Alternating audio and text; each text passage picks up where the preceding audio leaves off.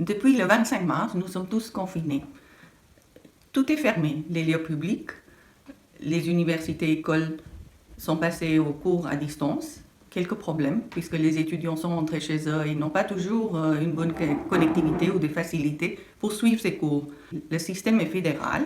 Les mesures ne sont pas appliquées de la même façon à travers tout le pays. Certains États sont sévères, d'autres plus relâchés.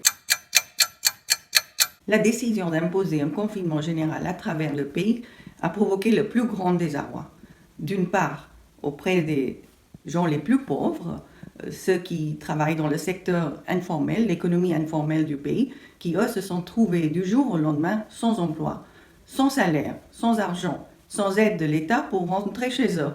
Ils ont été obligés, dans l'absence de train et de bus, de faire tout le trajet d'un État à l'autre à pied. D'autre part, des classes moins pauvres, eux aussi souffrent puisqu'ils sont couverts d'emprunts, ils n'ont plus de salaire. Classes aisées indiennes se trouvent aussi démunies sans leur masse de travailleurs domestiques qui les aident à maintenir leur style de vie. Félicitons du retour de la nature. À Delhi, la pollution a baissé, nous pouvons enfin avoir un ciel bleu, les oiseaux sont beaucoup plus nombreux.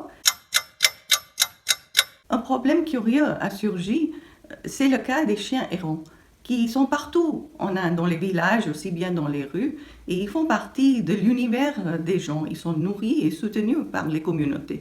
À Goa, ancienne colonie portugaise, ces chiens errants occupent une grande place, surtout sur les plages où ils sont nourris par les gens qui tiennent les restaurants et les petites cabanes.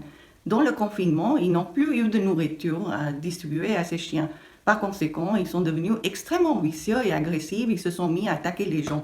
Et la municipalité a réagi, ils ont institué de nouveaux ordres pour nourrir les chiens et maintenant les habitants ont le droit de sortir pour les nourrir, tout comme les Français ont le droit de faire leur jogging.